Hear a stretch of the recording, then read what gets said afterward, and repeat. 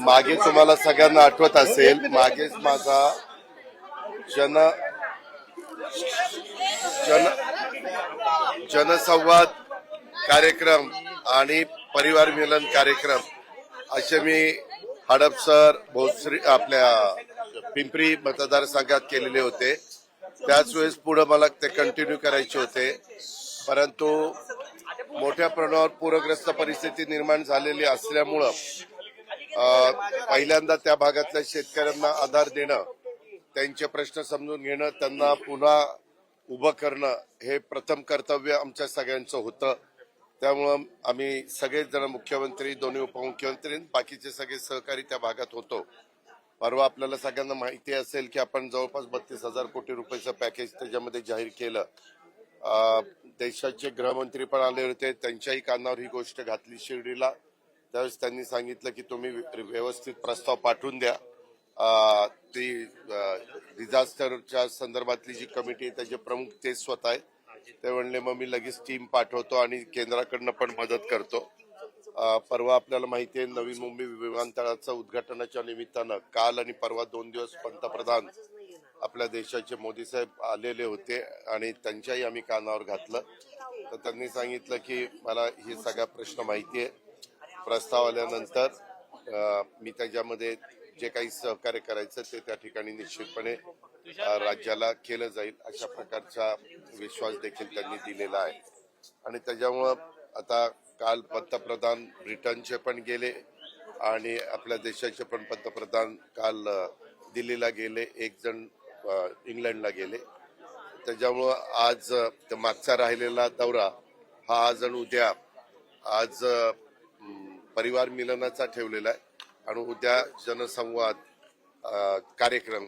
आता इथं आलो असताना इथं आमचे दत्ता धनकोडे बाकीचे सगळे सहकारी बरोबर आहेत.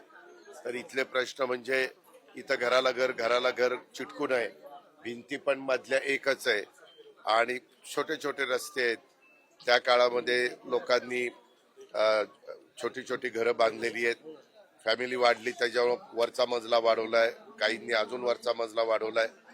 आता अशा बाबतीमध्ये आपण रिडेव्हलपमेंट करतो, माडाचं रिडेव्हलपमेंट असेल किंवा SRAचं रिडेव्हलपमेंट असेल, SRA स्कीम असेल, तशा पद्धतीनं ह्याही गोष्टीमध्ये त्यांचं म्हणणं आहे की बाबा आम्हाला आमचे जेवढे काही फॅमिली वाढलेले आहेत तशा पद्धतीने आम्हाला घरं दिली तर आम्ही विचार करू. पण इथं ड्रेनेज आणि पिण्याच्या पाण्याच्या संदर्भातल्या समस्या आणि इथला कर तिप्पट जो आलेला आहे त्याबद्दल प्रकर्षाने बहुतेक नागरिकांनी मला सांगितलं. काही ठिकाणी तर इथल्या मुली IT मध्ये आहेत, त्यांनी स्वतःचे फ्लॅट घेतलेत पण त्यांचे आई वडील इथं राहतात म्हणून इथं येतात. आणि त्यांनी सांगितलं इथं काय होतंय, कचऱ्याची विल्हेवाट नीट लागत नाही आणि त्याच्यामुळे घुशींचं प्रमाण वाढतंय. घुशी वाढल्या की ड्रेनेजचे लाईन आहे त्याच्या खालची जर माती भुसभुशीत झाली की तिथं लीक होती आणि लीक झाल्यावर लोकांना त्याचा बराचसा त्रास होतो. साधारण ह्या परिवार मिलनाच्या निमित्तानं अशा पद्धतीनं गरीब मध्यमवर्गीय जो राहतोय त्याच्या पण समस्या लक्षात येतात. कार्यकर्ते पण भेटतात, लाडक्या बहिणी पण भेटतात, वेगवेगळे समाजातले प्रतिनिधी भेटल्यानंतर त्यांचे पण काही प्रश्न हे लक्षामध्ये येतात. आणि ऐकणं आणि स्वतः डोळ्यांनी पाहणं याच्यामध्ये फरक आहे. आणि त्याच्यामुळं आम्ही हा परिवार मिलनाचा कार्यक्रम तुम्ही बघताय. निलेश घायवळ जो आहे, पासपोर्ट, त्यानंतर त्याच्या घरावर छापेमारी झाली, त्याच्या भावाला परवाना योगेश कदमांनी दिला असं समोर आलं. त्या सगळ्यावर पालकमंत्री म्हणून तुम्ही काय ऍक्शन? यामध्ये मी स्वतः CPंना सांगितलेलं आहे की कोण कुठल्या गटाचं, तटाचं, पक्षाचं, कुणाचा जवळचा कार्यकर्ता, लांबचा कार्यकर्ता, कुणाबरोबर फोटो आहेत नाहीत हे असलं काही बघू नका. जर तिथं चूक असेल, जर कोणी कायदा हातात घेण्याचा प्रयत्न करत असेल, नियमाला पायमल्ली लावण्याचा प्रयत्न करत असेल तर त्याच्यावर ऍक्शन घ्या. त्यांनी मला सांगितलं की जरी काहींनी शिफारस केलेली असली तरी इथल्या CPनी त्यांना परवाना, शस्त्र परवाना दिलेला नाही असं स्वतः आयुक्तांनी मला सांगितलेलं आहे. आणि आयुक्तांना पण मी सांगितलं की हे कुणाचाही पुण्यामध्ये असो नाहीतर पुण्याच्या बाहेर महाराष्ट्रात कुठेही असो कायदा सुव्यवस्था चांगली ठेवणं हे सरकार म्हणून आपलं सगळ्यांचं काम आहे. पोलिसांची पण ही महत्वाची जबाबदारी आहे. मी त्याच्यामध्ये कुठल्याही परिस्थितीत कुणाकडनंच राजकीय हस्तक्षेप होऊ देणार नाही. मी काल 2 दिवस मुख्यमंत्री उपमुख्यमंत्री आणि आम्ही सगळे तिघे एकत्रच होतो या 2 पंतप्रधानांच्या कार्यक्रमाच्यामुळं. त्याही वेळेस हा विषय निघालेला होता. त्यावेळेस मुख्यमंत्र्यांनी पण हीच भूमिका त्या बाबतीमध्ये मांडली की अजिबात कुणाचे फिकीर करायची नाही. ज्यांनी कुठं चुका केलेल्या असतील त्याच्यावर रीतसर कारवाई करायची आणि एकंदरीतच या सगळ्याची चौकशी करून जे कोणी दोषी असतील जे कोणी संबंधित असतील त्यांच्यावर पुढची ऍक्शन एक मिनिट पुढची ऍक्शन घ्यायची. आणि पत्रकार मित्रांनो आपल्याला माहिती आहे आता मी इथं आलोय तुम्ही बघताय सकाळपासून अनेक लोक येतात आणि बरोबर फोटो त्या ठिकाणी काढतात. आता आपल्याला माहिती नसतं कोण नक्की कसं काम करतंय काय करतंय. त्याच्यामुळं अलीकडे जे काही मोबाईल आलेले आहेत किंवा मोबाईलच्या द्वारे व्हिडिओ काढले जातात किंवा फोटो काढले जातात किंवा सेल्फी काढल्या जातात वगैरे हे काढल्या गेलेल्या असल्या तरी एखाद्याच्या बरोबर फोटो असला म्हणजे त्याचा संबंध असतो अशातला भाग नाही. पण जर तो कुणी त्यांचे चौकशी करत असताना कुठं फोन संभाषण पुरावे अशा ह्या सगळ्या गोष्टी लक्षात आल्या निदर्शनास आल्या तर त्याच्यावर ऍक्शन घेतली पाहिजे. ऐका ना मी आता तुम्ही पत्रकार मित्रांनो माझी हात जोडून विनंती आहे तुमचा मान ठेवण्याकरता मी थांबलो लगेच. तुम्ही काय करता माझं बोलणं झालं की हे असं म्हणतो ते तसं म्हणतो कोणी काय म्हणता हा ज्याचा त्याचा प्रश्न आहे. मला त्या संविधानाने प्रत्येकाला तो अधिकार दिलेला आहे. माझं एवढंच मत आहे. मी राज्याच्या प्रमुखांशी बोललोय. मी पालकमंत्री म्हणून अनेक वर्ष तुम्ही मला बघताय. त्याच्यामध्ये मागच्या काळामध्ये काही बाबतीमध्ये बरेच त्याला 10-12 वर्ष झाली असतील. काहींना पक्षप्रवेश त्यावेळेस आजमभाई पानसरे यांनी मला आग्रह केला होता. ते माझे जिल्हा अध्यक्ष होते पिंपरी चिंचवडचे आणि तो पक्षप्रवेश झाल्यानंतर माझ्या लक्षात आलं की काहीतरी गडबड झालेली आहे आणि अतिशय चुकीच्या व्यक्तीला पक्षात प्रवेश केला. पण मला कळल्या मी संध्याकाळी काढून टाकलं. त्याच्यामुळे माझा तुम्हाला प्रत्येकाला स्वभाव माहिती आहे. मी जाहीर भाषणात पण बोलतो माझ्या कार्यकर्त्यांच्या मेळाव्यात पण बोलतो आणि जेव्हा आम्ही एकत्र सहकारी बसतो तेव्हाही मी सांगतो बाबांनो मी तुमच्याकरता माझं सर्वस्व पणाला लावील. तुमच्यावर अन्याय झाला तर तुम्हाला जर कुणी जाणीवपूर्वक त्रास देण्याचा प्रयत्न केला तर पण तुम्हीच जर त्याच्यामध्ये कुठंतरी तुमचे हात त्याच्यामध्ये हे झालेले असतील खराब झालेले असतील तर त्याला काही पाठीशी घालायला आम्ही मोकळे नाहीत आणि आमच्याकडे ते होणार.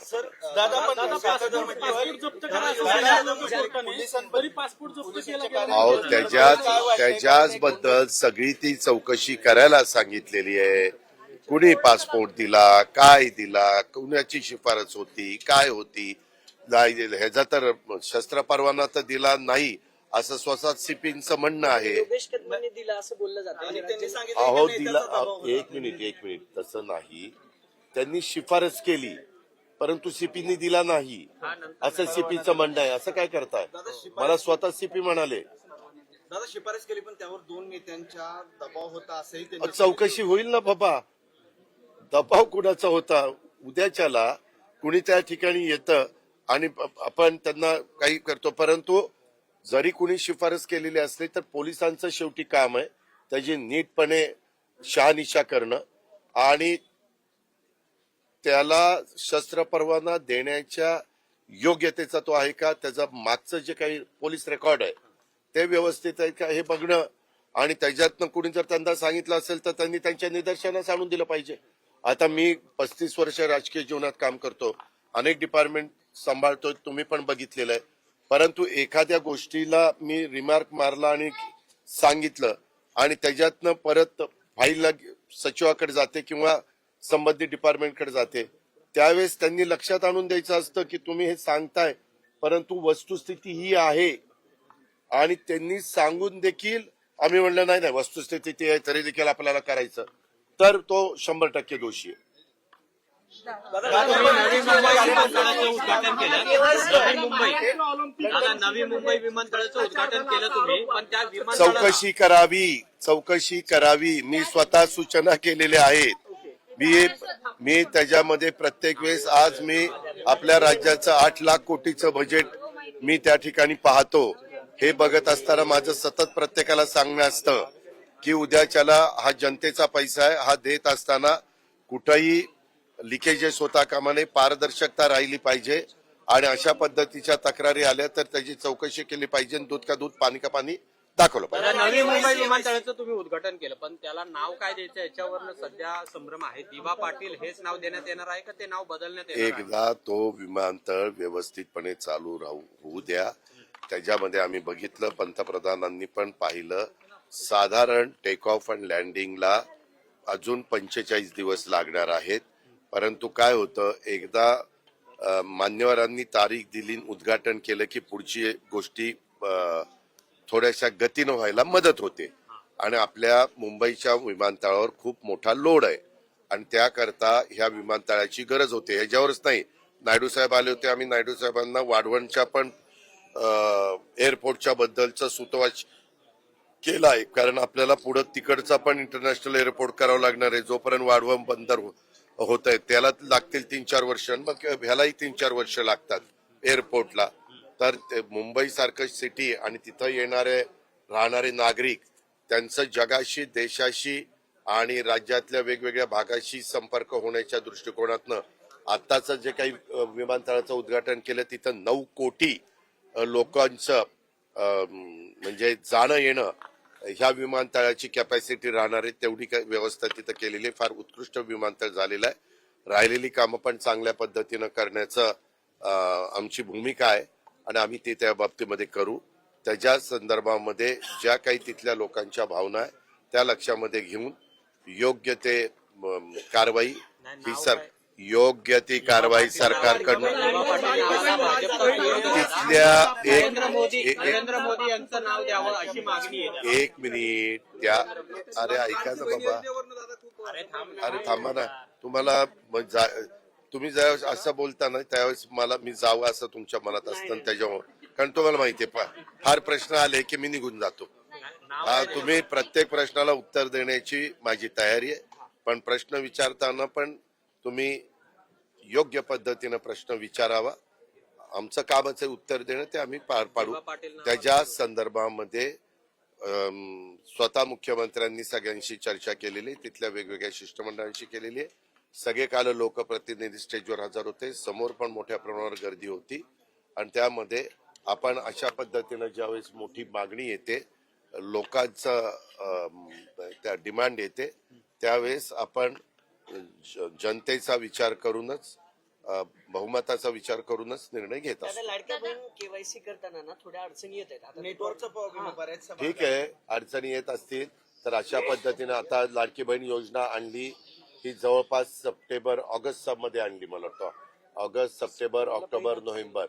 त्यावेळेस सुरुवातीला आम्ही काही गोष्टीला शिथिलता ठेवलेली होती, परंतु आता प्रत्येक हा निधी त्याच लाडक्या बहिणीकडे जी लाभार्थी म्हणून त्याच्यामध्ये बसते तिच्याकडे जावा म्हणून हे केवायसी वगैरे ह्या गोष्टीचा आपण वापर करतोय. त्यामध्ये आपण फार तर मुदत वाढवायची असेल तर आम्ही मुदत वाढवू, पण केवायसी ही करावीच लागेल. काय आमदार बापू पठारे तुमच्या कार्यकर्त्यांकडून मारहाण झाली, त्यांच्यावर गुन्हा देखील दाखल झाला. नेमकं काय झालं याची माहिती घेतली? मी सीपींना सांगितलं ज्याची चूक असेल त्याच्यावर ऍक्शन घ्या. नितेश राणे ताई, तुम्हाला पण जर फॉर्म भरता येत असेल तर आपण पण भरू शकता. ही लोकशाही आहे, प्रत्येकाला फॉर्म भरण्याचा अधिकार आहे आणि जे तिथले मतदार आहेत ते मतदार त्याबद्दलचा निर्णय घेतील. तुमच्या सत्तेमधले जे मंत्री आहेत नितेश राणे यांच्यावर काल वारिस पठाण बोलताना असं म्हणालेत की ते जर 2 पायाने नगरला आले तर स्ट्रेचरवर ते जातील. एक प्रकारे तुला पटतं का? तुला हे पटतं का? 1 मिनिट, मी तुम्हाला सांगतो, कुणी कायदा हातात घेण्याची भाषा करू नये. सगळ्यांच्या दृष्टीनं कायदा आणि संविधान आपलं श्रेष्ठ आहे. काही जण वेगवेगळ्या पद्धतीनं स्टेटमेंट करून, तसं स्टेटमेंट आल्याशिवाय आमचा मीडिया ते सारखं चॅनलला दाखवत नाही आणि त्यामुळं ही लोक अशी स्टेटमेंट करतात. त्याला माझी तुम्हालाही विनंती आहे, जे अशा पद्धतीनं स्टेटमेंट करतील त्याला तुम्ही जसं काही अतिशय ईर्षाल एखादी शिवी हसडली की दाखवत नाही, फुल्या फुल्या फुल्या फुल्या फुल्या मारता, तशा पद्धतीनं हे जर तुम्ही केलं तर आपल्याला ह्या महाराष्ट्रात शिवशाहू फुले आंबेडकरांच्या महाराष्ट्रामध्ये लोक असलं बोलायचं सोडून देतील, अशी माझी पण तुम्हाला. ओबीसी मोर्चा आहे, भुजबळ आणि सगळे नेते ओबीसी मोर्चाला हजर राहणार आहेत. आता नागपूरमध्ये होतोय मराठा वर्सेस ओबीसी हा वाद पुन्हा. काही काळजी करू नका, योग्य तो मार्ग काढला जाईल, त्याच्यामध्ये आपण काळजी करू नका. आता दिवाळी आहे, आनंदाचा शिधा यंदा मिळणार नाहीये का, अशी परिस्थिती निर्माण झाली गेल्या वर्षी हो का? ज्या काही योजना चालू असतात त्या सगळ्याच योजना कायमच्या चालतात अशातला काही भाग नाही. त्या वेळेची परिस्थिती लक्षामध्ये घेऊन काही त्याच्यामध्ये बदल केले जातात. आता आनंदाचा शिधा मिळत असताना हा ठराविक लोकांनाच मिळायचा, पण लाडक्या बहिणीच्या योजनेचा पैसा हा जास्त माझ्या भगिनींना मिळतो, माझ्या लाडक्यांना मिळतो. त्याच्यामुळं आपल्या ह्या बाबतीत आम्ही विचारपूर्वक शेवटी सगळ्या चांगल्या योजनेच्या बाबतीत आमचं महायुतीचं सरकार सकारात्मक आहे. परंतु अनेकदा काही योजना येतात आणि त्या योजनेचा लाभ ज्या उद्देशाने प्रत्येकाला मिळाला पाहिजे तिथं जर पोचू शकत नसेल तर त्याच्यामध्ये काही आपण बदल करत असतो. हे आजच नाही, देशाला आणि राज्याला स्वातंत्र्य मिळाल्यापासूनची ही पद्धत आहे. असं तुम्ही खूप योजना पूर्वी आल्यात, काही योजना बंद केल्यात, काही योजनेमध्ये बदल केले, काही योजनेमध्ये आणखीन ते लोकाभिमुख होण्याच्या दृष्टिकोनातनं मार्ग काढला. तशा पद्धतीनं ह्याही बद्दल मार्ग काढायचा आमचा सगळ्यांचा प्रयत्न चालू आहे.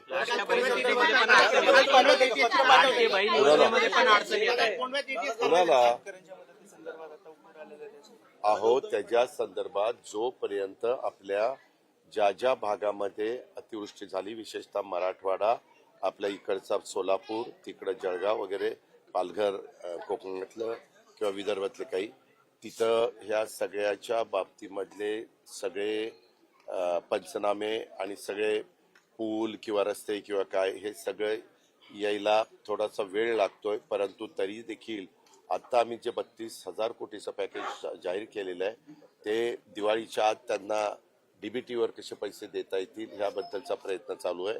आणि काल चीफ सेक्रेटरी पण आमच्याबरोबर होते की तुम्ही सगळ्या कलेक्टरांशी बोलून ताबडतोब ते सगळा जी काही माहिती आहे ती गोळा करा. कारण एकदा तुम्ही प्रस्ताव पाठवला, परत दुसरा प्रस्ताव तुम्हाला पाठवता येत नाही आमच्या पाठीमागचं जे पाठवलं त्याच्यात ही चूक राहिली, ती चूक राहिली, त्याच्यावर थोडासा विलंब लागतो. पण तुम्ही पाहिलं असेल तिथं अमितभाई पण म्हणाले की तुम्हाला मी मदत करीन आणि काल आम्ही पंतप्रधानांना पण विनंती केली. कर्जमाफीचा निर्णय खरं तुम्ही शेतकऱ्यांना त्याच्याबद्दल 32,000 कोटीचा पॅकेज जाहीर करताना मुख्यमंत्र्यांनी त्याचं उत्तर दिलंय. तू ऐकलं नसशील तर पुन्हा ती क्लिप पहा.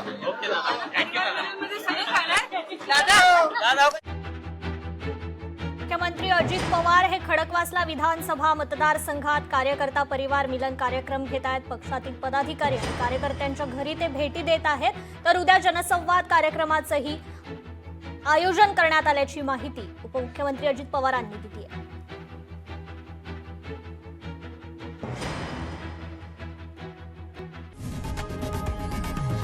लोकशाही मराठी ऐका, पहा, जागरूक रहा.